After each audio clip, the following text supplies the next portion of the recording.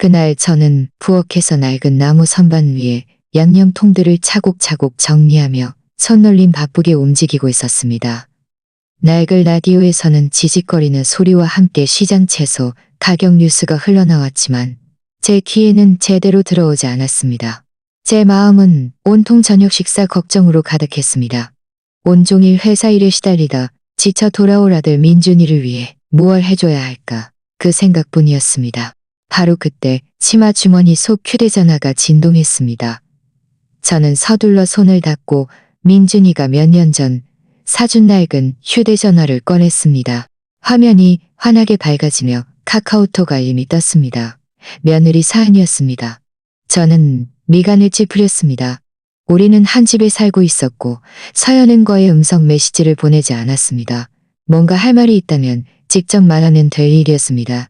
서연은 아침 읽자면 직접 말하는 될 일이었습니다. 서연은 아침 일찍 친구를 만나러 나갔다고 했습니다. 아마 저에게 뭔가 부탁할 것이겠지 하고 생각했습니다. 하지만 저는 워낙 서툰 사람이라 한 손에 양념통을 든 채 실수로 녹음 파일을 휴대전화에 저장하는 버튼을 눌렀습니다. 무슨 일이 일어났는지 채 파악하기도 전에 다시 카카오톡을 열어보니 그 메시지는 이미 사라지고 없었습니다. 서연에게서 즉시 문자가 왔습니다. 어머니, 제가 잘못 보냈어요. 들으셨어요? 저는 잠시 망설이다 답장을 보냈습니다. 아니 얘야, 못 들었단다. 서연은 엄지손가락 이모티콘만 보내고 더 이상 아무 말도 하지 않았습니다. 저는 부엌 식탁에 앉아 여전히 양념통을 든 채였습니다. 문득 민준이가 예전에 했던 말이 떠올랐습니다. 엄마, 서연이는 음성 메시지 잘 안 보내요. 만약 보냈다면 아주 중요한 일일 거예요. 그 말이 저의 호기심을 자극했습니다. 저는 휴대전화에 저장된 녹음 파일 목록을 열고 떨리는 손가락으로 방금 저장된 파일을 눌렀습니다. 서연의 목소리가 흘러나왔지만 평소 저에게 하던 달콤한 목소리가 아니었습니다. 짜증과 분노로 가득 찬 목소리였습니다. 마치 울분을 토해내듯이요. 서연은 상대를 오빠라고 불렀습니다. 저는 즉시 그것이 오빠지 훈이와 이야기하는 것임을 알았습니다. 그러더니 서연은 민준이에 대해 이야기하기 시작했습니다. 이 민준이는 정말 재미없고 무능한 사람이야. 버는 돈으로는 내가 원하는 삶을 결코 살 수 없어. 저는 심장이 쿵 하고 내려앉는 것을 느꼈습니다. 저는 애써 귀를 기울였지만 한 단어 한 단어가 칼날처럼 제 심장을 찔렀습니다. 서연은 민준이 같은 평범한 남자와는 더 이상 함께 살 수 없으며 당장 이혼하고 싶다고 말했습니다. 저는 온몸이 차갑게 식었고 휴대전화를 꽉 쥐었습니다. 서연은 목소리를 더 낮춰 마치 비밀을 말하듯 계속 말했습니다. 민준이에게 너무 많은 시간을 낭비했으며 지훈이가 소개해 주기로 한 돈 많고 능력 있는 남자의 아내가 되는 꿈을 꾸고 있다고 했습니다. 그러자 서연의 목소리는 경쾌해지고 뭔가 재미있는 일을 떠올린 듯 웃음기까지 머금었습니다. 민준이가 회사에서 망신당하면 모든 게 훨씬 쉬워질 거야. 오빠가 민준이가 직장에서 실패하도록 도와주는 방법을 찾아줘서 고마워. 저는 충격에 말문이 막혔습니다. 심장이 너무 빨리 뛰어서 당장이라도 가슴에서 튀어나올 것 같았습니다. 휴대전화는 떨리는 손에서 미끄러져 부엌 바닥으로 떨어졌습니다. 저는 떨리는 손으로 녹음을 다시 재생했습니다. 한 단어 한 단어가 제 영혼을 깊이 찔러왔습니다. 맞습니다. 서연의 목소리였습니다. 제 며느리, 제가 그토록 귀하게 여겼던 그 여인이 제 아들을 제가 평생 사랑하고 지켜온 그 아이를 해칠 음모를 꾸미고 있었습니다. 목이 턱 막히는 듯 숨통이 조여오는 것 같았습니다. 바로 그때 대문에서 삐걱거리는 소리가 들렸습니다. 엄마, 저 왔어요. 민준이의 목소리였습니다. 여느 때처럼 또렷하고 활기찬 목소리였습니다.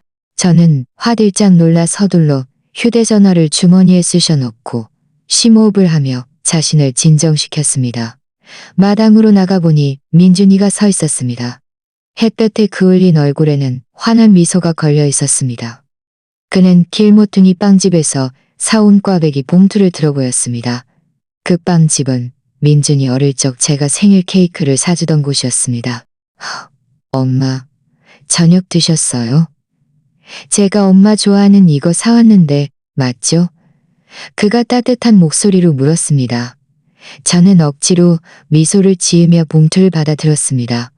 목소리가 떨리지 않도록 애썼습니다. 저녁 준비 중이야. 어서 들어가서 샤워해. 많이 피곤할 텐데.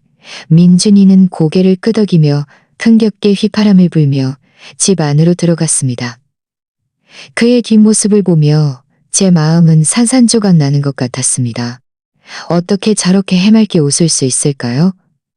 그가 그토록 사랑하는 아내는 그의 인생을 망치하고 있는데 말입니다. 잠시 후 서연도 돌아왔습니다. 부엌 불빛 아래 반짝이는 푸른색 원피스를 입고 머리는 예쁜 웨이브를 넣은 채였습니다. 제가 채소를 썰고 있는 것을 보고는 휙 쳐다보며 무심하게 말했습니다. 어머니, 저는 밖에서 먹고 왔어요. 두 분이 드세요. 그렇게 말하고는 묻지도 않고 곧장 방으로 돌아갔습니다. 저는 고개를 끄덕였지만 제 마음속은 이미 경란이 휩싸여 있었습니다. 서연의 눈빛, 그 무심한 듯 당당한 걸음걸이는 저에게 분노와 무력감을 안겨주었습니다. 그날 밤 민준이가 잠든 후 저는 작은 부엌에 혼자 조용히 앉아 있었습니다. 희미한 불빛은 벽에 갈라진 틈새를 비추었고 벽시계의 똑딱거리는 소리가 끊임없이 이어졌지만 제 머릿속은 혼란스러웠습니다. 도무지 잠을 이룰 수 없었습니다. 창밖을 내다보니 하늘은 먹물처럼 검었고 두꺼운 구름 사이로 몇 개의 별만이 희미하게 빛나고 있었습니다. 서연의 녹음 파일은 끊임없이 제 머릿속을 맴돌았고 한마디 한마디가 제 심장을 송곳처럼 찔렀습니다. 어떻게 어머니라고 불렀던 사람이 제 아들을 해칠 그런 잔인한 말을 할 수 있을까요?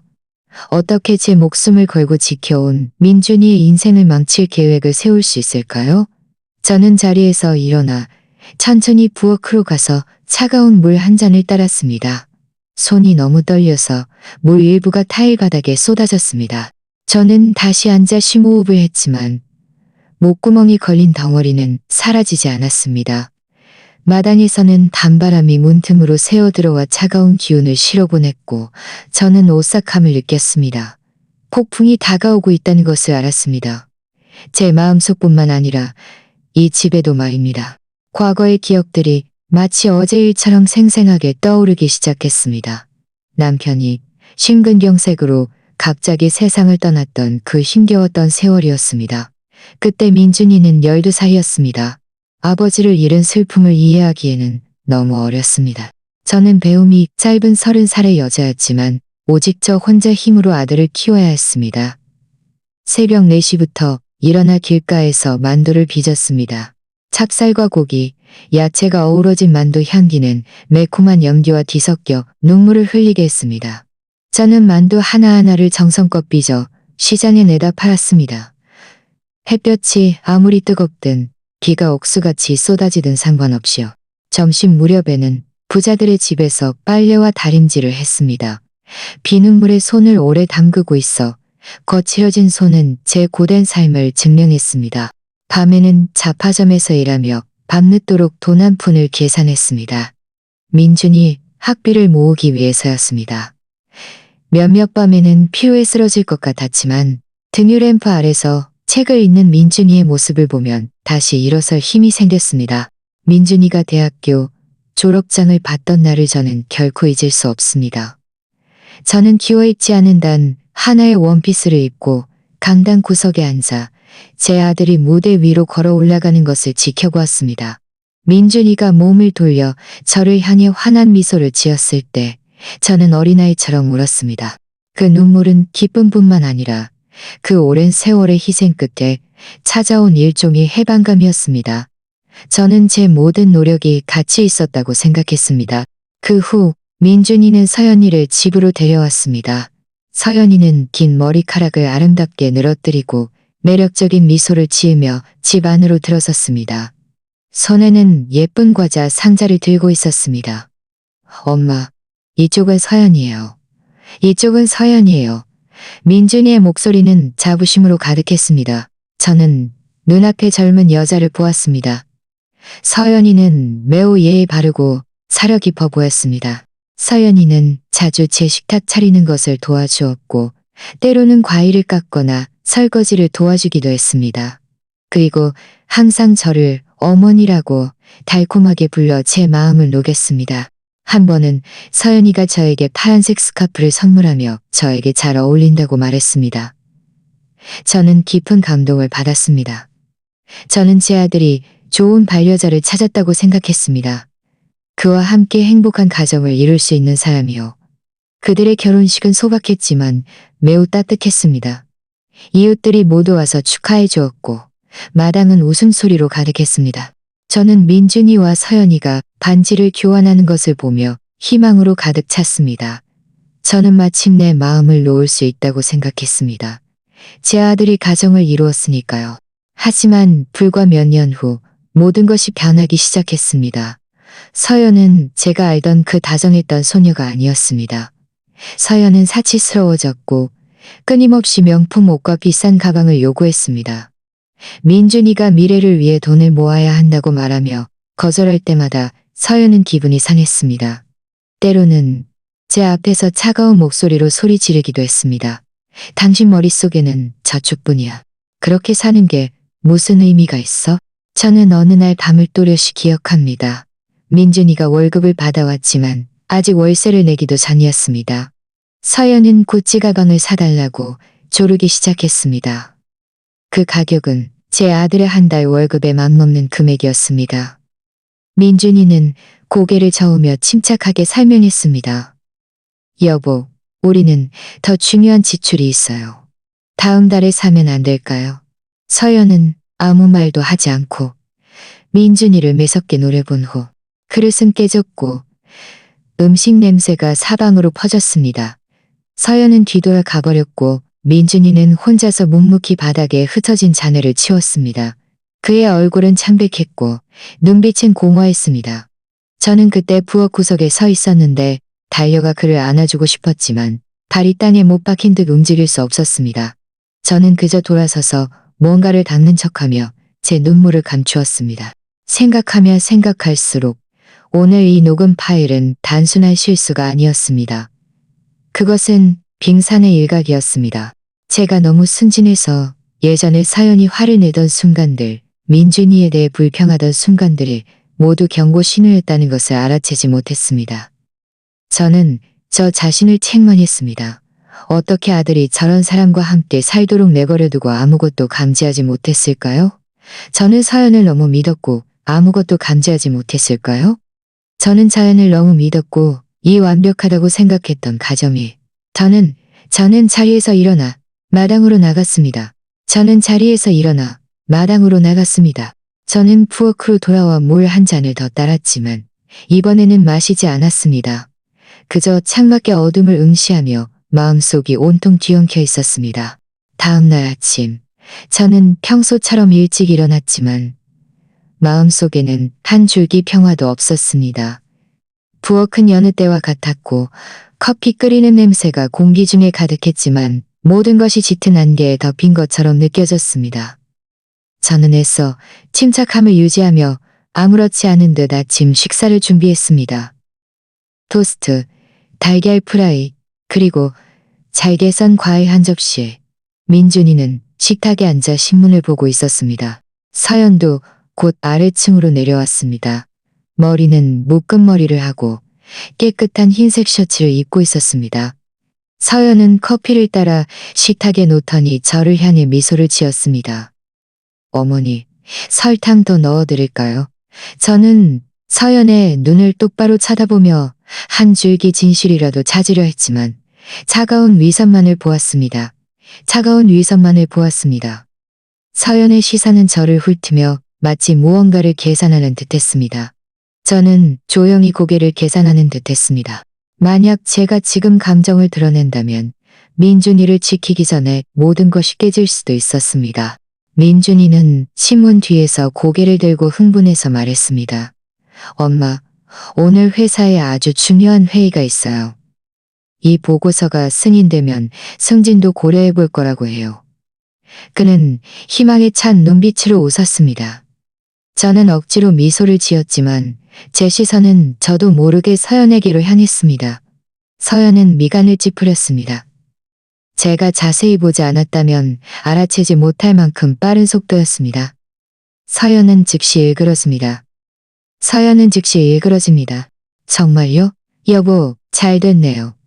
서연은 달콤한 목소리로 말했지만 저는 한 음절에서 거짓말을 느낄 수 있었습니다. 아침 식사는 침묵 속에 흘러갔고 오직 식기가 접시에 부딪히는 소리만 들렸습니다. 민준이는 제 이마에 입을 맞추고 서둘러 회사로 출근했습니다. 민준이가 나간 후 서연의 식탁을 정리했지만 저는 그것이 핑계라는 것을 알았습니다. 제가 설거지를 하려고 몸을 돌리자마자 서연이 휴대전화를 들고 마치 남이 들을까봐 걱정하는 듯 낮은 목소리로 말하는 것을 들었습니다. 저는 스토브를 닦는 척하며 움직이지 않고 귀를 쫑긋 세웠습니다. 걱정 마세요. 저한테 맡기세요. 민준이는 분명 제 시간에 보고서를 제출하지 못할 거예요. 제가 이미 처리했어요. 제 마음은 쿵 하고 내려앉았습니다. 전화 저편에서 무슨 말을 했는지는 정확히 듣지 못했지만 아마 오빠 지훈이일 것이라고 짐작했습니다. 또 다른 함정, 또 다시 제 아들을 실패하게 만들려는 시도였습니다. 점심 무렵 저는 이웃이자 친구인 수진 씨와 함께 시장에 갔습니다. 뜨거운 햇볕 아래 우리는 채소 가득한 노점들 사이를 오갔습니다. 주위는 시끄러운 사람 소리로 가득했지만 저는 마음이 복잡해 향채나 돼지고기를 고르는데 집중할 수 없었습니다. 결국 저는 수진 씨를 생산가게 근처의 한적한 구석으로 끌고 갔습니다. 수진아, 너한테 할 말이 있어. 제가 입을 열자 목소리가 살짝 떨렸습니다. 저는 서연이가 음성 메시지에서 민준이에 대해 말했던 모든 것과 민준이를 직장에서 실패하게 만들려는 계획을 모두 말해주었습니다. 수지 씨는 깜짝 놀라 입을 다물지 못했습니다. 그녀는 제 어깨에 손을 얹으며 말했습니다. 세상에, 민준이 엄마, 어떻게 이런 일이. 당신은 뭔가 해야만 해. 저 여자가 더 이상 민준이를 해치게 놔둘 순 없어. 저는 고개를 끄덕였지만 마음속은 혼란스러웠습니다. 나도 알지만 수진아, 현명하게 대처해야 해. 너무 충동적으로 행동하면 민준이 상황만 더 나빠질까봐 두려워. 수지 씨는 제 어깨를 힘주어 잡았습니다. 진실은 언제나 밝혀지는 법이야. 당신은 일단 지켜보고 증거를 모아. 당신이 무엇을 필요로 하든 내가 여기에서 도울 거야. 수진 씨의 말은 저에게 힘을 주었지만 여전히 노호안토에게 힘을 주었지만 저는 민준이가 걱정되었고 진실을 마주할 용기가 없을까봐 저 자신도 걱정되었습니다. 집에 돌아와 대문을 열자마자 집 안에서 민준이가 소리치는 소리가 들렸습니다. 엄마, 잘 오셨어요. 그의 목소리는 절망적으로 들렸고 평소와는 완전히 달랐습니다.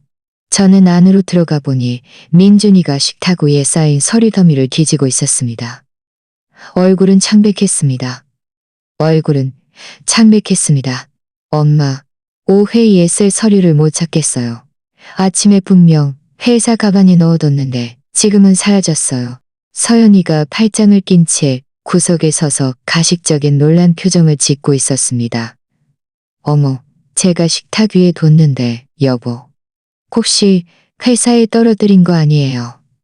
서연은 마치 자신과는 아무런 상관도 없는 일인 양 말했습니다.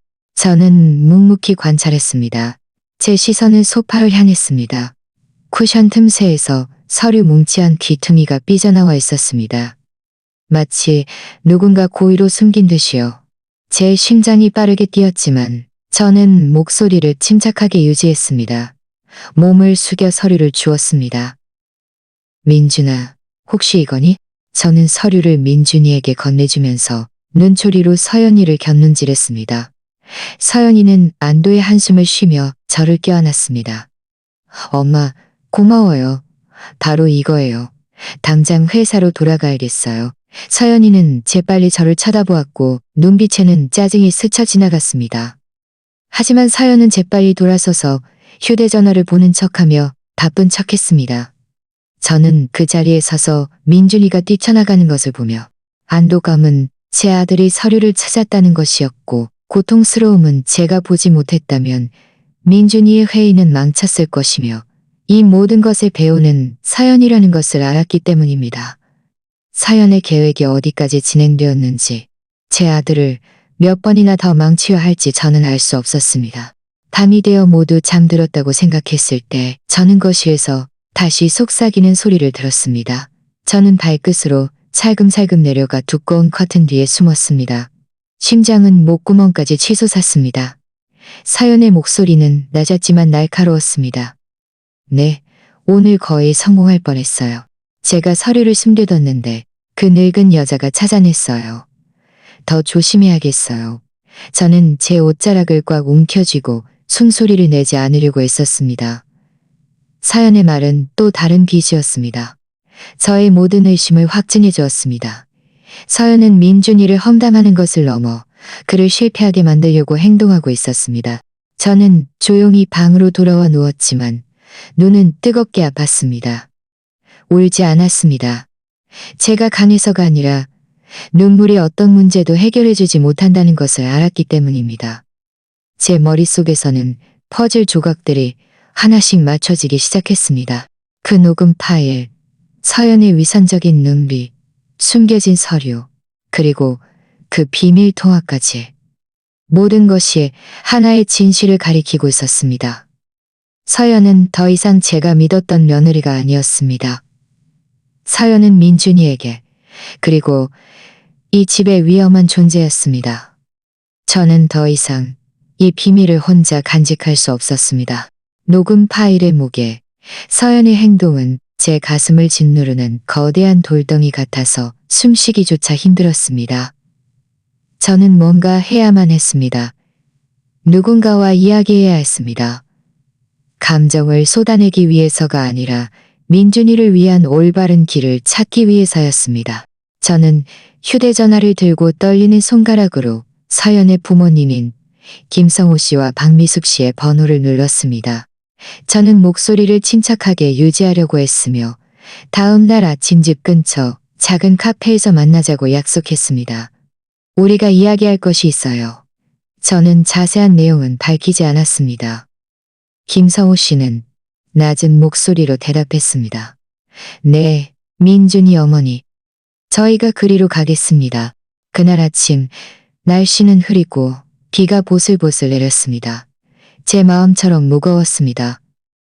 저는 회색의 낡은 스웨터를 입고 민준이가 몇 년 전 선물해준 스카프를 둘렀습니다. 거울 앞에서 제 얼굴을 보았습니다. 주름이 깊게 패였고 눈은 지쳐 보였지만 한 줄기 결심이 서려 있었습니다. 저는 이 만남이 싸움으로 번지기를 원치 않았습니다.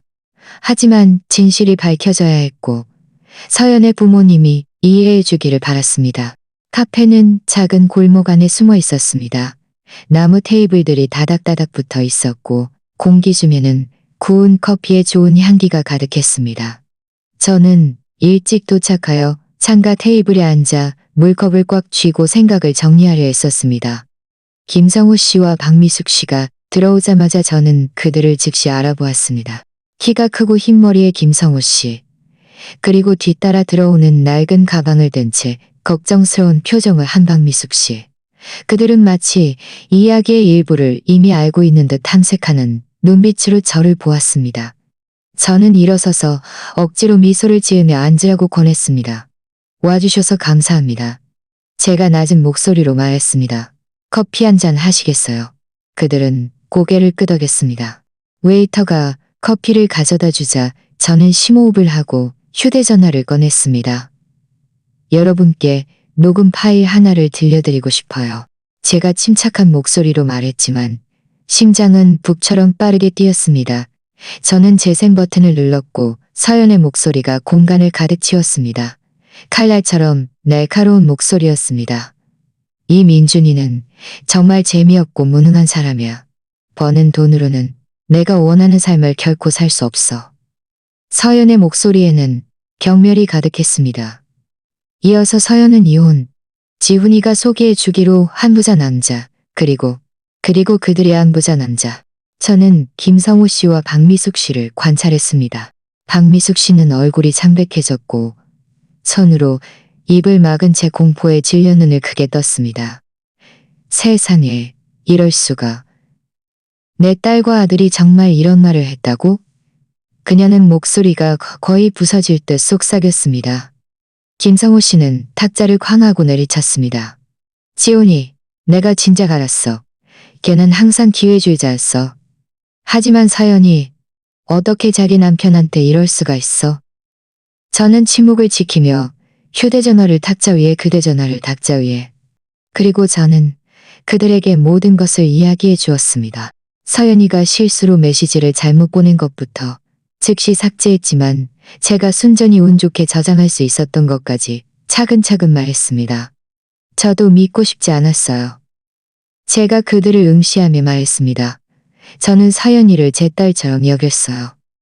하지만 서연이가 한 말, 서연이가 한 행동. 저는 더 이상 제 아들이 상처받게 놔둘 수 없어요. 김성호 씨는 허리를 꼿꼿이 세웠습니다. 그의 얼굴은 참백함에서 분노로 붉게 변했습니다. 그는 주먹을 꽉 쥐고 분노를 억눌렀습니다. 민준이 어머니. 그가 낮고 단호한 목소리로 말했습니다. 저희는 너무나 부끄럽습니다. 민준이는 좋은 남자고 열심히 일하고 우리 딸 서연이를 정말 사랑합니다. 서연이가 민준이에게 이렇게 한 것은 저희는 할 말이 없습니다. 박미숙 씨는 눈물을 머금은 채 제 손을 잡았습니다. 그녀의 손은 차갑고 떨렸습니다. 제발 저희를 용서해 주세요. 그리고 민준이에게도 저희 대신 사과해 주세요. 그녀는 흐느끼며 말했습니다. 저희가 아이들을 제대로 가르치지 못했습니다. 저희는 서연이가 이런 짓을 할 줄은 꿈에도 몰랐습니다. 저는 고개를 끄덕였습니다. 마음속으로는 착잡했습니다. 한편으로는 그들에게 미안했습니다. 자식에 대한 이토록 고통스러운 진실을 마주한 부모의 마음은 어떠할까요? 하지만 다른 한편으로는 더 큰 분노가 제 마음속에서 타올랐습니다.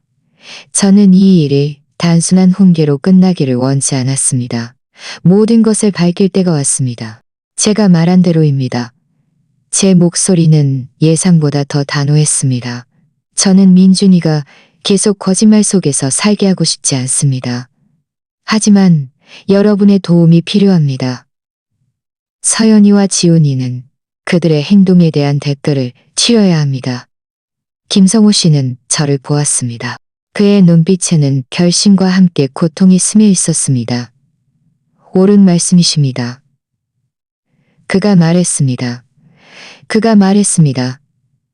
하지만 민준이 어머니, 어떻게 하실 생각이십니까? 저는 고개를 저으며 즉시 대답하지 않았습니다. 하나의 계획이 제 머릿속에서 형성되기 시작했지만 아직 그것을 드러낼 준비는 되지 않았습니다. 걔가 방법을 찾을 겁니다. 제가 낮은 목소리로 단호하게 대답했습니다. 박미숙 씨는 눈물을 닦으며 고개를 끄덕였습니다. 걱정하지 마세요. 그녀가 말했습니다. 저희는 이 잘못을 바로잡기 위해 모든 노력을 다할 겁니다. 민준이가 저희를 용서해 주기만을 바랄 뿐입니다. 저는 씁쓸한 미소를 지었습니다. 기뻐서가 아니라 이것이 단지 첫걸음이라는 것을 알았기 때문입니다. 싸움은 아직 끝나지 않았습니다. 저는 단순한 사과 이상의 것을 필요로 했습니다. 카페를 나설 때 가랑비는 여전히 내리고 있었습니다. 저는 옷깃을 여미고 젖은 보도 위를 천천히 걸었습니다. 축축한 흙냄새와 제 옷에 남아있는 커피 향기가 뒤섞였습니다. 저는 김성호 씨와 박미숙 씨에게 동정심을 느꼈지만 동시에 맹렬한 결심도 느꼈습니다. 저는 민준이를 생각했습니다. 꽈배기를 들고 돌아오던 그의 웃는 얼굴, 미래에 대한 그의 꿈을 생각했습니다. 서연이가 그 모든 것을 빼앗아가도록 내버려둘 수는 결코 없었습니다. 저는 아직 할 일이 많다는 것을 알았습니다. 더 많은 증거를 모으고 서연이와 대결할 방법을 찾고 가장 중요한 법을 찾고 김성우 부부와 만난 후 저는 이대로 멈출 수 없다는 것을 알았습니다. 저의 일방적인 주장만으로는 서연에게 충분치 않았습니다. 저는 더 권위 있는 사람이 필요했습니다. 서연의 행동에 즉각적인 결과를 가져올 수 있는 사람이요. 저는 이정우 팀장님을 떠올렸습니다. 그는 서연이가 일하는 홍보회사의 팀장님이었습니다. 만약 누군가 이 문제를 명확하게 처리할 수 있다면 그분일 것이었습니다. 다음 날 아침, 저는 혼자 거실에 앉아 있었습니다. 햇살이 커튼을 뚫고 들어와 바닥에 희미한 줄무늬를 드리웠습니다. 저는 휴대전화를 들고 녹음 파일을 다시 들었습니다. 서연의 목소리가 날카롭고 신랄하게 들려왔습니다. 민준이는 정말 무능한 사람이야. 나는 정말 능력 있는 남자가 필요해. 매번 들을 때마다 제 심장은 찢어지는 것 같았지만 저는 애써 침착함을 유지했습니다. 감정이 저를 지배하게 놔둘 수는 없었습니다. 저는 민준이가 제가 쓰라고 남겨준 낡은 노트북을 켰습니다. 민준이는 제가 뭔가 찾아볼 필요가 있을 때 쓰라고 말했습니다. 저는 서연이 회사 웹사이트에 접속하여 연락처 정보를 찾았습니다. 몇 분 만에 이정우 팀장님의 이메일 주소를 찾았습니다. 저는 화면 앞에 앉아 손가락을 키보드 위에 올리고 짧은 이메일을 썼습니다. 존경하는 이정우 팀장님께 제가 썼습니다. 제가 썼습니다. 제 이름은 미영입니다. 저는 팀장님의 직원인 서연의 남편, 민준이의 어머니입니다. 제가 편지를 쓰는 이유는 서연에 대한 진실을 팀장님과 나누고 싶어서입니다. 실례를 무릅쓰고 연락드린 점 죄송합니다만 이것은 직업 윤리에 관한 문제입니다. 저는 이것은 직업 윤리에 관한 문제입니다. 저는 제가 실수로 받은 녹음 파일을 첨부했습니다. 녹음 파일을 첨부한 후 전송 버튼을 누르는 순간 제 심장이 빠르게 뛰는 것을 느꼈습니다. 마치 잔잔한 호수에 돌을 던진 것 같았습니다. 20분도 채 지나지 않아 제 휴대전화가 울렸습니다. 모르는 번호였습니다. 저는 심호흡을 하고 전화를 받았습니다. 민준이 어머니 되십니까? 전화 저편에서 진지하고 또렷했습니다. 네, 전화 저편에서 진지하고 또렷했지만 차갑지 않은 목소리가 들려왔습니다. 저는 서연 씨가 일하는 회사의 이정우 팀장입니다. 이정우 팀장님은 매우 직설적이었습니다. 보내주신 녹음 파일을 이미 들었습니다. 좀 더 자세한 상황을 말씀해 주시겠습니까? 저는 모든 것을 간결하고 정확하게 말해 주었습니다. 메시지가 잘못 전송된 것, 녹음 파일 속 서연의 말, 그리고 서연이 민준이의 서류를 숨겨 그를 곤경에 빠뜨리려 했던 방법까지. 저는 어떤 것도 과장하지 않고 제가 보고 들은 것만을 이야기했습니다. 이정우 팀장님은 잠시 침묵하더니 말했습니다. 사실 저도 서연 씨에 대해 약간의 의심을 가지고 있었습니다. 몇 번이나 행동이 불투명했고 보고서 제출이 늦어지거나 프로젝트 진행 상황에 대해 거짓말을 하기도 했습니다. 하지만 어머니께서 주신 것은 명확한 증거입니다. 말씀해 주셔서 감사합니다. 제가 즉시 이 문제를 처리하겠습니다. 그의 목소리는 단호했지만 저는 약간의 슬픔을 들을 수 있었습니다. 마치 그도 서연에게 실망한 듯했습니다. 저는 전화를 끊고 그 자리에 앉아 있었습니다. 무거운 짐을 내려놓은 것 같았지만 마음속은 여전히 불안했습니다. 민준이를 생각했습니다. 집에 돌아올 때의 그 천진난만한 웃음을 생각했습니다. 어떻게 그에게 말해야 할까요? 그가 그토록 사랑하는 아내가 그의 인생을 망치려 하고 있다고? 어떻게 더 큰 고통을 주지 않고 그를 보호할 수 있을까요? 그날 오후, 민준이는 평소보다 일찍 집에 돌아왔습니다. 저는 부엌에서 저녁 식사를 준비하며 채소를 썰고 있었는데 대문이 열리는 소리가 들렸습니다. 민준이가 안으로 들어왔습니다. 얼굴은 어두웠고 어깨는 축 처져 있었습니다. 그는 의자에 털썩 주저앉아 두 손으로 머리를 감싸주었습니다. 서연이가 오늘 저한테 전화했어요. 그가 목이 잠긴 목소리로 말했습니다. 팀장님이 자기 사무실로 부르셨대요. 무슨 일인지는 모르지만 서연이가 너무 울어서 걱정돼요. 저는 채소 썰던 것을 멈추고 탈을 공중에 든 제 몸을 돌려 아들을 보았습니다. 민준이의 눈은 빨개져 있었고 마치 눈물을 참고 있는 듯했습니다. 저는 억지로 한숨을 쉬며 칼을 내려놓고 민준이 곁으로 다가갔습니다. 그냥 회사 일일 거야, 아들아. 제가 낮은 목소리로 말했습니다. 너무 걱정하지 마. 모든 게 잘 해결될 거야. 하지만 제 마음속에서는 온갖 감정들이 뒤섞여 있었습니다. 저는 첫 일격이 서연에게 가해졌다는 것을 알았습니다. 이정우 팀장님이 행동을 취한 것입니다. 저는 약간의 안도감을 느꼈지만 동시에 민준이가 그럴 가치 없는 아내를 걱정하는 것을 보며 마음이 찢어지듯 아팠습니다. 저는 그를 안아주고 모든 것을 말해주고 싶었지만 아직 때가 아니라는 것을 알았습니다. 저녁에는 거실에 앉아 뜨개질을 했습니다. 감정을 가라앉히는 저의 오랜 습관이었습니다. 제 휴대전화가 밝게 빛났습니다. 이정우 팀장님에게서 온 문자 메시지였습니다. 서연 씨는 해고되었습니다. 그녀의 행동은 저희 회사의 직업 윤리에 부합하지 않습니다. 다시 한번 정직함에 감사드립니다. 저는 그 메시지를 반복해서 읽었습니다. 거대한 돌덩이가 제 가슴에서 사라진 것 같았습니다. 저는 휴대전화를 거두어 탁자 위에 놓고 길게 숨을 내쉬었습니다. 제 계획의 첫 단계가 완료된 것입니다. 희미한 불빛이 갈라진 벽을 비추고 있었습니다. 이정우 팀장님의 메시지는 여전히 휴대전화 화면에 떠 있었지만 저는 만족감을 느끼지 못했습니다. 이 결과는 단지 첫걸음일 뿐이었습니다. 민준이를 보호하기 위한 긴 여정의 작은 퍼즐 조각 하나였습니다. 저는 제 아들이 서연이 짜놓은 거짓의 그물에서 벗어나려면 진실을 온전히 그의 눈앞에 펼쳐보여야 한다는 것을 알았습니다. 하지만 어떻게 해야 그의 마음을 찢어놓지 않고 그렇게 할 수 있을까요? 이 질문은 차가운 바람처럼 끊임없이 제 머릿속을 파고들었습니다. 저는 휴대전화를 들고 수진 씨에게 전화를 걸었습니다. 비바람부는 세월 동안 저와 함께해준 충실한 이웃이었습니다. 수진 씨가 전화를 받자마자 저는 서연이가 해고되었다고 말했습니다. 제 목소리는 작았고 마치 누가 들을까봐 두려워하는 듯했습니다. 집안은 고요했지만요. 수진 씨는 냉소적으로 웃었습니다. 인과응보지. 자기가 똑똑한 줄 알았겠지만 결국 대가를 치러야 하는 거야. 그녀는 잠시 멈췄다가 진지하게 덧붙였습니다. 하지만 조심해야 해.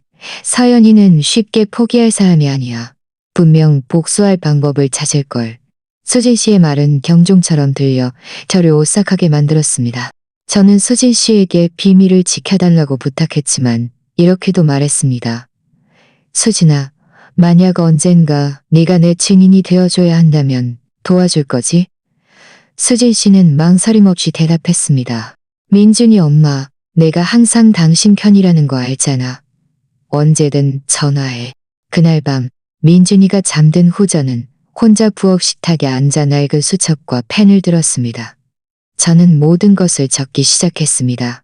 모든 날짜, 제가 목격한 모든 작은 세부 사항들을요. 제가 녹음 파일을 받은 날, 서연이가 민준이의 서류를 소파 밑에 숨기는 것을 본 날, 서연의 부모님을 만난 날, 그리고 이정우 팀장님께 이메일을 보낸 날까지. 저는 떨리는 손으로 조심스럽게 글을 썼고 펜 끝은 끈을 썼고 모든 기억은 상처 같았지만 저는 강해지도록 저 자신을 다그쳤습니다. 저는 큰 봉투 하나를 가져와 제 필기 내용과 녹음 파일이 담긴 USB를 넣었습니다. 모든 것을 제 침실 서랍에 잠가두었습니다. 그 작은 자물쇠는 마치 저 스스로에게 하는 약속 같았습니다. 누구도 이 진실을 빼앗아가지 못하게 할 것이라는 약속이요. 다음 날 아침, 저는 김성호 씨와 박미숙 씨에게 다시 전화를 걸었습니다. 더 이상 기다릴 수 없었습니다. 김성호 씨가 전화를 받자마자 저는 단도직입적으로 말했습니다. 우리는 서연이와 지훈이를 직접 대면할 기회가 필요합니다. 민준이가 진실을 직접 들어야 합니다. 그렇지 않으면 그는 계속 속임수 속에서 살게 될 것입니다. 전화 저편에서는 잠시 침묵이 흘렀습니다. 이어서 김성호 씨의 한숨 소리가 들렸습니다. 민준이 어머니. 그가 슬프게 말했습니다. 저희는 우리 딸이 잘못했다는 것을 인정합니다. 저희는 민준이가 언젠가, 서연이는 책임을 져야 합니다. 저희는 민준이가 옵니다. 저희는 민준이가 언젠리가. 부디 저희를 너무 책망하지 말아주세요. 저는 고개를 끄덕였습니다. 그들은 볼 수 없었지만요. 그리고 대답했습니다. 저는 여러분을 책망하지 않습니다. 하지만 민준이는 진실을 알 권리가 있습니다. 저는 가장 완벽한 시기가 다음 가족 모임이라고 결정했습니다. 제가 민준이 생일을 축하해주기 위해 이미 계획해둔 모임이었습니다. 모든 사람이 참석할 것입니다. 민준이, 서연이, 지훈이, 그리고 그들의 부모님까지 모든 것이 밝혀질 최고의 순간이 될 것이었습니다. 저는 이 기회를 놓치면 서연이가 계속해서 자신의 게임을 할 것이고 민준이는 행복한 결혼이라는 환상 속에서 계속 살게 될 것이라는 것을 알았습니다. 그날 저는 모든 것을 평범하게 보이려고 했었습니다. 서연은 제가 녹음 파일을 그녀의 팀장님에게 보냈다는 것을 전혀 모르는 듯 했습니다. 서연은 아무 일 없었다는 듯 파티 준비를 했고 민준이에게 어떤 새 원피스를 입어야 가족들에게 놀라움을 줄지 웃으며 이야기했습니다. 이 원피스 어때요? 서연은 민준이에게 물으며 선명한 붉은색 원피스를 보여주었습니다. 마치 연극을 연기하듯이 눈을 반짝였습니다. 민준이는 웃으며 고개를 끄덕였습니다. 예뻐 여보. 이거 입으면 분명 모두가 감탄할 거야. 저는 부엌 한 구석에서 이 장면을 보며 가슴이 아팠습니다. 서연의 위선에 몸서리쳤지만 그저 고개를 끄덕이며 차가운 미소를 감추었습니다. 계속 연기해봐. 저는 속으로 생각했습니다. 며칠만 지나면 모든 것이 끝날 테니. 파티 전날 밤 저는 밤새 잠을 이루지 못했습니다. 저는 탁자에 앉아 있었고 희미한 불빛은 작은 거울에 제 얼굴을 비추었습니다. 저는 휴대전화를 확인하여 녹음 파일이 있는지, 배터리가 가득 찼는지 확인했습니다. 파일을 열고 서연의 목소리를 다시 들었습니다. 한마디 한마디가 제 인물을 상기시켰습니다. 저는 마치 저 자신에게 말하듯이 중얼거렸습니다. 내일 모든 진실이 밝혀질 거야. 내일 민준이는 그가 그토록 믿었던 여자의 진짜 얼굴을 보게 될 거야. 가족 파티가 열리는 날, 날이 밝기도 전에 저는 일어났습니다. 첫 햇살이 나타나기도 전에 제 작은 부엌에는 갈비찜 향기가 가득했습니다. 그것은 민준이가 어릴 적부터 가장 좋아하던 음식이었습니다. 저는 가스레인지 옆에 서서 걸쭉한 양념을 휘저었습니다. 손놀림은 능숙했지만 마음은 무거웠습니다. 오늘은 민준이의 생일일 뿐만 아니라 그가 진실을 마주해야 하는 날이었습니다. 모든 것이 밝혀질 날이었습니다. 저는 만두도 몇 개 준비했습니다. 하나하나 정성껏 빚었습니다. 제가 수년간 제 아들을 사랑으로 감싸 안았듯이 말입니다. 하지만 오늘 이 음식들은 단순히 음식이 아니었습니다. 모든 것이 평범하게 보이도록 제가 연기해야 할 연극의 일부였습니다. 민준이는 일찍 일어나 거실 꾸미기 시작했습니다. 그는 노란색 풍선을 천장에 매달며 흥겹게 노래를 불렀습니다. 엄마, 어때요? 그가 몸을 돌려 저에게 물었습니다. 얼굴에는 환한 미소가 가득했습니다. 저는 고개를 끄덕이며 억지로 미소를 지었지만 누군가 제 심장을 꽉 쥐는 것 같았습니다. 아들이 그토록 순진하게 자신의 파티를 준비하는 것을 보니 달려가 그를 안아주고 모든 것이 변할 것이라고 말해주고 싶었습니다. 그가 상처받지 않게 할 것이라고 말해주고 싶었습니다. 서연은 나중에야 나타났습니다. 그 선명한 붉은색 원피스를 입고 완벽하게 말아 올린 머리를 한 채 계단을 내려왔습니다. 서연은 거실 거울 앞에 서서 마치 아무 일도 없었다는 듯 만족스럽게 머리를 정리했습니다. 저 예뻐 보여요? 서연이 달콤하지만 위선적인 목소리로 저에게 물었습니다. 서연이 달콤하지만 위선적인 목소리로 저에게 물었습니다. 서연의 위선은 깨지기 쉬운 가면이다. 서연의 눈에 띄는 원피스를 훑어보며 그저 고개를 끄덕였습니다. 아름답구나. 얘야. 오후가 되자 손님들이 하나둘 도착했습니다. 김성호 씨와 박미숙 씨는 굳은 표정으로 들어와 구석에 함께 앉았습니다. 마치 서로에게 위안을 구하듯이요. 수진 씨는 선물로 와인 한 병을 들고 왔습니다. 얼굴에는 친절한 미소가 걸려 있었지만 수진 씨의 눈빛은 저와 마주칩니다. 저는 그를 보았습니다. 수진 씨의 눈빛은 저와 마주치며 내가 왔으니 걱정 마라고 말하는 듯 했습니다. 지훈이는 가장 늦게 도착했습니다. 손에는 양주 한 병을 도착했습니다. 저는 이 연극이 곧 끝날 것이라는 것을 알았습니다. 저녁 식사는 긴장된 분위기 속에서 진행되었습니다. 모두 잔을 들었고 잔들이 부딪히는 소리는 고무하게 들렸습니다. 저는 묵묵히 관찰했습니다. 김성호 씨가 아내의 손을 몇 번이고 꽉 쥐는 것을 보았습니다. 그의 눈빛은 불안으로 가득했습니다. 박미숙 씨는 거의 말을 하지 않고 그저 자신의 접시만 응시했습니다. 서연은 정반대였습니다. 끊임없이 주위를 둘러보고 붉은 원피스를 둘러보고 붉은 원피스를 둘러보고 붉은 원피스를 둘러보고 민준이는 서연 옆에 앉아 모든 것을 모른 채 여전히 회사 이야기를 하고 있었습니다. 며칠 전 그 중요한 회의에 대해 이야기하면서요. 그가 한마디 할 때마다 제 마음은 한 번씩 찢어졌습니다. 그는 옆에 앉은 아내가 자신의 모든 것을 망치려 하고 있다는 것을 모르고 있었습니다. 저녁 식사가 절반쯤 진행되어 모두 갈비찜을 먹고 있을 때 저는 자리에서 일어섰습니다.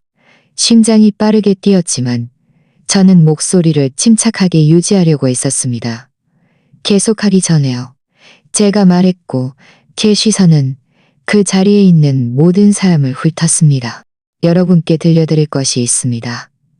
집 안은 순식간에 쥐 죽은 듯 조용해졌습니다. 저는 주머니에서 휴대전화를 꺼내 떨리는 손으로 재생 버튼을 눌렀습니다. 서연의 목소리가 또렷하고 날카롭게 울려 퍼졌습니다. 민준이는 정말 무능한 사람이야. 나는 더 이상 그를 견딜 수 없어. 오빠, 나 좀 도와줘. 나는 능력 있는 남자가 필요해. 이어서 지훈이의 교활하고 악의적인 목소리가 들려왔습니다. 걱정 마. 나한테 돈 많고 성공한 친구가 있어. 민준이 말이야. 몇 번 더 실패하면 내가 직접 회사에서 그 자리를 차지할 거야. 방 안의 공기는 마치 얼어붙은 것 같았습니다. 모든 사람의 시선은 처음에는 저에게 고정되었다가 이내 서연에게로 향했습니다. 민준이의 얼굴은 창백해졌고 손에 들고 있던 포크가 탁자에 떨어지며 쨍그랑 하는 소리를 냈습니다. 민준이는 눈을 크게 뜨고 서연을 뚫어지게 노려보았습니다. 내 목소리를 편집하다니 어떻게 감히 이런 짓을 해. 어떻게 감히 이런 짓을 했다는 듯이요. 서연은 벌떡 일어섰습니다. 얼굴에서는 핏기가 싹 가셨습니다. 하지만 제가 대답하기도 전에 김성호 씨가 탁자를 힘껏 내리쳤습니다. 분노로 떨리는 목소리였습니다. 닥쳐, 서연아. 그건 네 목소리야. 너와 지훈이의 계획이잖아. 우리를 바보로 아는 거니?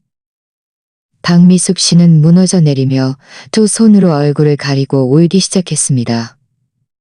세상에, 네가 우리 집안에 먹칠을 했어. 서연아, 어떻게 이럴 수가 있어. 지훈이는 그 자리에 멍하니 서서 탁자 위에 양주병을 꽉 쥐었습니다. 저는 민준이를 보았습니다. 그는 여전히 앉아서 미동도 하지 않았습니다. 눈빛은 공허했습니다. 그러더니 그는 부서지는 목소리로 속삭였습니다. 그 오랜 세월이 모두 거짓이었단 말인가요? 저는 아들 곁으로 다가가 그의 손을 잡았습니다. 그의 손은 차갑고 떨렸습니다.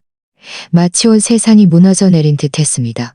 저는 그를 안아주고 모든 것이 괜찮아질 것이라고 말해주고 모든 것이 괜찮아질 것이라고 말해주고 싶었지만 그 순간 어떤 말도 무의미하다는 것을 알았습니다. 저는 그저 그의 손을 잡고 있었습니다. 엄마는 영원히 여기 있을 거야. 서연은 사과하지 않았습니다. 고개를 숙이지도 않았습니다. 오히려 오만하게 고개를 들고 말했습니다. 네, 저는 이혼할 거예요. 당신 같은 쓸모없는 남편은 필요 없어요. 저에게는 더 좋은 기회가 있어요. 서연의 말은 칼날 같았습니다. 민준이뿐만 아니라 저에게도 꽂혔습니다. 서연의 말은 칼날에도 꽂혔습니다. 지훈이는 일어서서 차갑게 고개를 끄덕였습니다. 가자, 서연아. 여기 더 있을 이유 없어. 마치 자신이 승리자인 양이요. 서연의 하이힐 소리가 마루 바닥에 울려 퍼졌고 문이 쾅 닫히는 소리에 온 집이 흔들렸습니다. 저는 그 자리에 서 있었습니다. 제 마음도 그 소리에 맞춰 떨리는 것 같았습니다. 민준이는 여전히 앉아서 아무 말도 하지 않았습니다. 멍하니 허공을 응시하고 있었습니다. 저는 다가가 그의 어깨에 손을 얹었습니다. 하지만 제 손은 떨렸습니다. 민준아, 제가 조용히 불렀지만 그는 대답이 없었습니다. 그러더니 마치 온 힘을 다 쓴 듯 그가 속삭였습니다. 당신이 결정했다면 가세요. 그는 이혼에 동의했습니다. 그의 목소리는 거의 들리지 않았지만 단호했습니다. 마치 인생에서 아주 중요한 일부를 방금 내려놓은 듯이요. 저는 그를 안아주고 그의 고통을 덜어줄 말을 해주고 싶었지만 지금은 어떤 말도 그 상처를 치유할 수 없다는 것을 알았습니다. 김상호 씨가 다가왔습니다. 그의 큰 몸집은 지금은 왜소하고 지쳐 보였습니다. 그는 민준이의 어깨에 손을 얹고 무겁고 진심 어린 목소리로 말했습니다. 믿어줘. 네 잘못이 아니야. 내 자식들이 이런 수치스러운 짓을 한 거야. 진심으로 너에게 사과한다. 박미숙 씨는 흐느껴 울어 말을 잇지 못했습니다. 그녀는 제 손을 잡고 흐느끼며 말했습니다. 민준이 어머니, 제발 저희를 용서해 주세요. 제 딸이 정말 끔찍한 짓을 했지만 저희는 그 애를 감싸지 않을 거예요. 저희는 아이들을 제대로 가르치지 못해서 너무나 부끄럽습니다. 저는 그들을 보았습니다. 그들의 눈에서 고통을 보았습니다. 그들의 눈에서 고통을 보았습니다. 제 이웃 수진 씨는 묵묵히 일어서서 물 한 잔을 따라 민준이에게 건네주었습니다. 아들아, 물 좀 마셔. 그녀는 어머니처럼 부드럽게 속삭였습니다. 진정해야 해. 모든 게 잘 될 거야. 민준이는 컵을 받았지만 그의 손은 심하게 떨려 물이 쏟아졌습니다. 그는 마시지 않고 그저 컵을 응시했습니다. 마치 그 안에서 답을 찾으려는 듯이요. 저는 그의 옆에 앉아 그를 안아줘 답을 찾으려는 듯이요. 저는 그의 옆에 앉아 그를 안아줬습니다. 그의 몸이 떨리는 것을 느꼈습니다. 그의 몸이 떨리는 것을 느꼈습니다. 그의 몸이 떨리는 것을 느껴 저는 그에게 전해주려 했습니다. 제 힘을 그에게 전해주려 했습니다. 그는 대답하지 않고 그저 거의 들리지 않게 속삭였습니다. 엄마, 제가 정말 바보였어요. 그 사람을 믿다니. 그 사람이 저를 사랑한다고 생각했어요. 그 말들은 칼날처럼 제 심장을 찔렀습니다. 그에게 화가 나서가 아니라 그럴 가치 없는 사람을 사랑했다는 이유로 자신을 탓하는 그를 보니 마음이 찢어지듯 아팠습니다. 그날 밤 파티는 침묵 속에 끝났습니다. 손님들은 한 사람 한 사람씩 떠났고 더 이상 아무 말도 하지 않았습니다. 거실에는 희미한 불빛만이 식탁 위에 차가운 음식들을 비추고 있었습니다. 저는 민준이 곁에 머물렀습니다. 그는 울지 않았지만 그의 고통은 어떤 눈물보다 깊다는 것을 알았습니다. 저는 그를 키웠던 세월을 떠올렸습니다. 그에게 더 나은 미래를 주기 위해 밤늦도록 일했던 밤들을요. 이제 그가 폭풍에 휩쓸린 큰 나무처럼 그 자리에 앉아 있는 것을 보니 제 마음은 산산조각 나는 것 같았습니다. 밖에서는 멀리서 개 짖는 소리가 바람 소리와 뒤섞여 들려왔습니다. 어둠이 집을 감쌌지만 제 마음 속에서는 새로운 장이 막 시작되고 있었습니다. 진정한 폭풍은 이제 막 시작되었다는 것을 알았습니다. 서연과 지훈이는 떠났지만 그들이 남긴 상처는 쉽게 아물지 않을 것입니다. 서연과 지훈이가 떠난 후 집은 유난히 텅 비어버린 듯 했습니다. 마치 모든 행복이 빨려 나간 것처럼요. 과거에 민준이의 웃음소리와 천진난만한 휘파람 소리가 울려 퍼지던 벽들은 이제 무거운 침묵만이 감돌았습니다. 민준이는 더 이상 그 밝고 활기찬 아들이 아니었습니다. 그는 아침에 회사에 출근하고 저녁에 돌아오면 말없이 침묵했습니다. 눈은 움푹 들어가 있었고 마치 온 세상에 슬픔을 지었고 그를 안아주고 모든 것이 괜찮아질 것이라고 말해주고 싶었지만 그 말들이 지금의 그에게는 아무 의미가 없다는 것을 알았습니다. 그는 자신이 사랑하고 믿었던 여자를 잃었고 저는 그를 지키기 위해 최선을 다했음에도 불구하고 그의 고통 앞에서 무력감을 느꼈습니다. 민준이를 조금이라도 기운나게 해주려고 수진 씨에게 자주 집에 와달라고 부탁했습니다. 그녀의 밝은 성격과 시장 소식은 항상 분위기를 덜 무겁게 해주었습니다. 어느 날 아침 저와 수진 씨는 평소처럼 시내 재래시장에 갔습니다. 신선한 채소 냄새, 북적이는 인파, 그리고 노점 지붕 사이로 쏟아지는 햇살은 보통 제 기분을 좋게 해주었지만 그날 제 생각은 여전히 민준이에게 사로잡혀 있었습니다. 제가 향채한 다발을 고르고 있을 때 수진 씨가 제 팔을 살짝 잡아 끌며 낮은 목소리로 말했습니다. 민준이 엄마, 들었어? 저기서 서연이 얘기하던데. 저는 궁금해서 고개를 들었습니다. 수진 씨는 맞은편 채소 노점을 가리켰습니다. 저는 다가가 토마토를 고르는 척했지만 귀는 쫑긋 세웠습니다. 채소 파는 아줌마 중 한 명, 머리를 쪽 친 여자가 감자를 깎으며 말했습니다. 서연이 말이야. 지금 직장도 없고 계속 이사 다닌대. 매달 이사 다니면서 짐도 다 버리고 여행 가방 몇 개만 들고 여기저기 빌부터 산다더라. 불쌍해. 다른 아줌마가 당근을 정리하며 덧붙였습니다. 그리고 그 오빠가 소개해줬다는 부자 남자 말이야. 결국 그 오빠가 소개해줬다는 부자 남자 말이야. 결국 이미 결혼해서 애까지 있었대. 저는 그 자리에 서서 손이 살짝 떨렸습니다. 영 노점 바구니에 생선 한 마리를 넣었습니다. 사실 살 생각도 없었지만요. 그들의 말은 망치처럼 제 머릿속을 때렸습니다. 서연이가 우리 집을 떠날 때 그 오만한 태도, 거만했던 모습, 그리고 그녀가 약속했던 더 좋은 기회는 제가 방금 들은 것과는 완전히 상반되었습니다. 그녀의 눈빛은 모든 것을 말해주었습니다. 서연은 텅 빈 꿈을 위해 민준이의 행복을, 온 가족을 버렸습니다. 이제 그녀는 그 대가를 치르고 있었습니다. 자기가 똑똑한 줄 알았겠지만 결국 자기 불행만 가져온 거지. 집으로 돌아오는 길, 저는 평소보다 느리게 걸었습니다.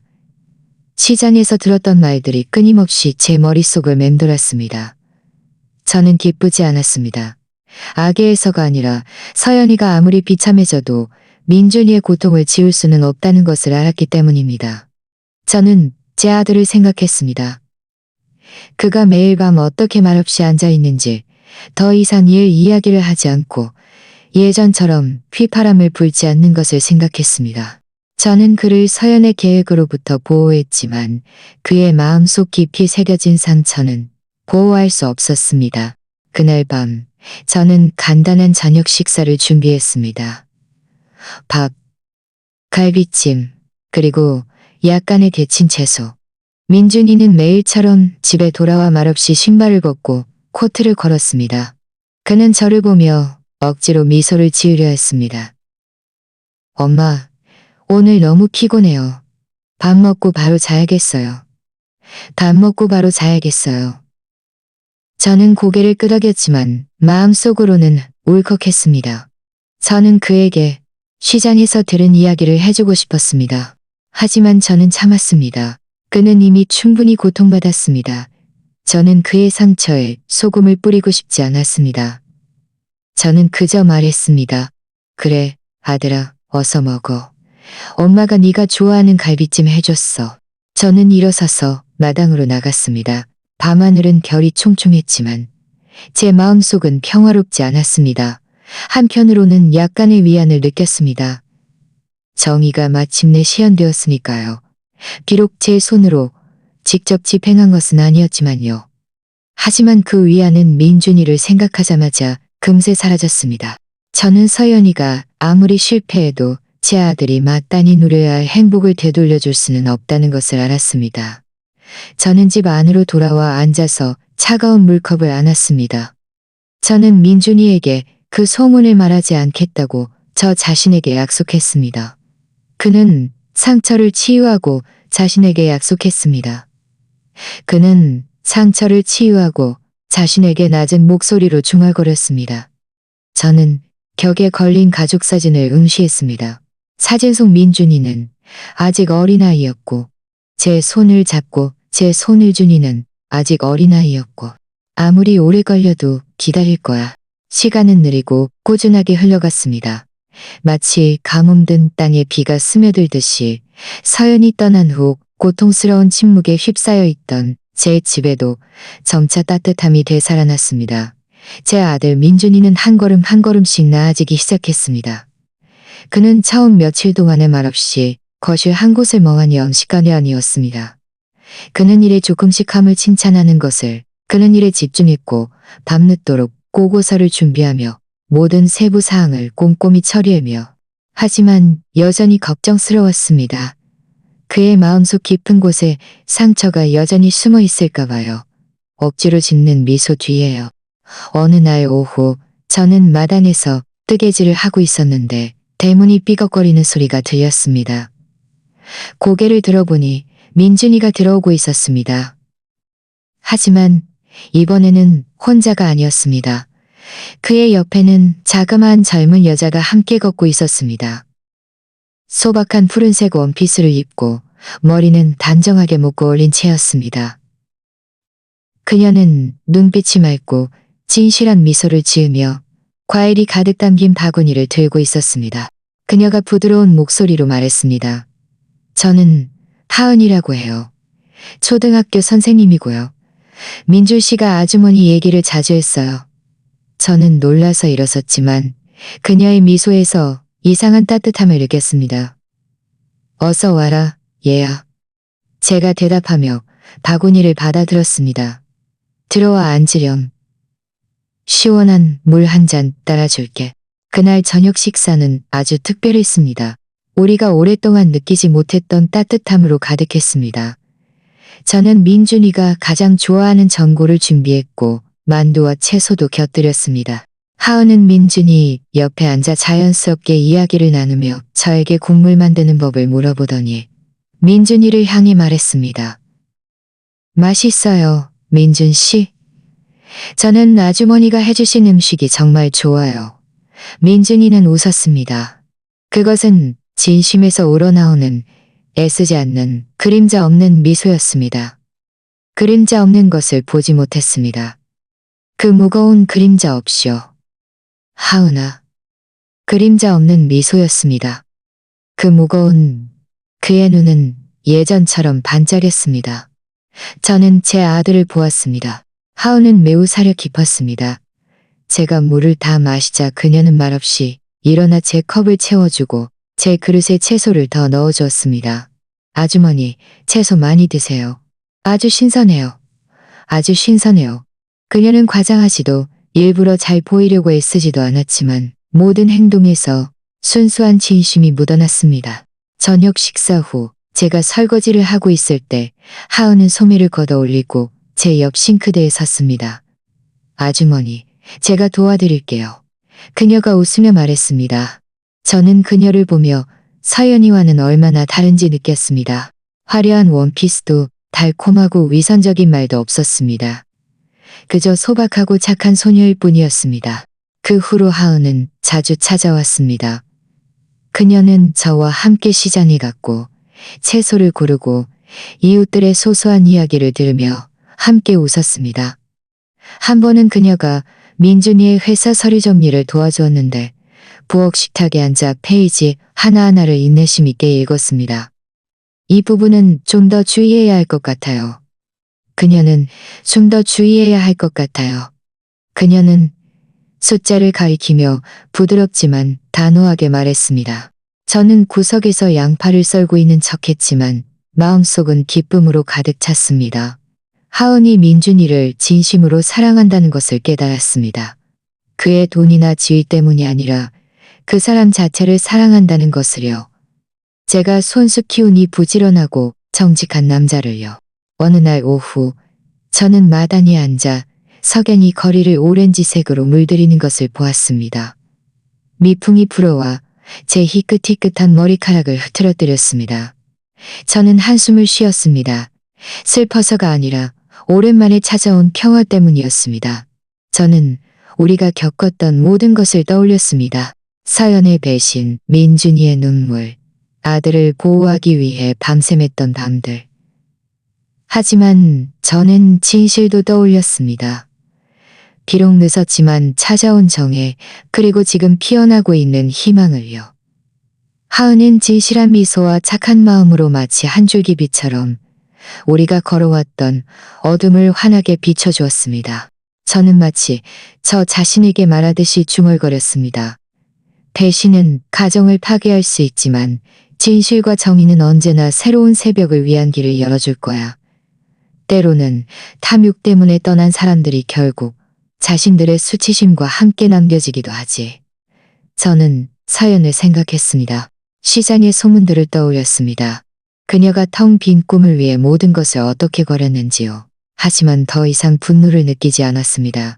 그녀는 자신의 길을 선택했고 저는 민준이 곁에 남아 그의 인생을 재건하는 것을 돕기로 선택했습니다. 저는 거리를 내다보았습니다. 저는 거리를 내다보았습니다. 저는 거리를 내다보았습니다. 저는 웃으며 고개를 끄덕였습니다. 그래, 아들아, 여기서 기다릴게.